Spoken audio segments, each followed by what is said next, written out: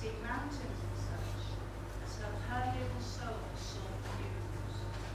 Oh, the hills and the sea, and the sounds that might free her forever, that's what she chose.